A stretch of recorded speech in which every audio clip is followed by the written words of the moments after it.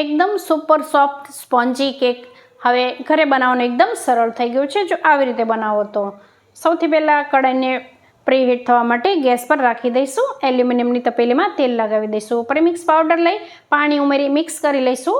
થોડું તેલ ઉમેરીશું. સારી રીતે મિક્સ કરી અને એલ્યુમિનિયમની તપેલીમાં લઈ લઈશું અને ટેપ કરી ગેસની લો ફ્લેમ પર 10થી 15 મિનિટ થવા દઈશું. 10થી 15 મિનિટમાં જ આપણો કેકનો સ્પોન્જ તૈયાર થઈ ગયો છે અને ઠંડો થવા દઈશું. હવે વ્હીપ ક્રીમ લઈ એને બીટ કરી લઈશું. ડાર્ક ચોકલેટ લઈ ગનાશ તૈયાર કરી લઈશું. ત્યારબાદ એક વાટકીમાં ઠંડુ પાણી લઈ થોડી ખાંડ ઉમેરી સુગર સિરપ તૈયાર કરી લઈશું.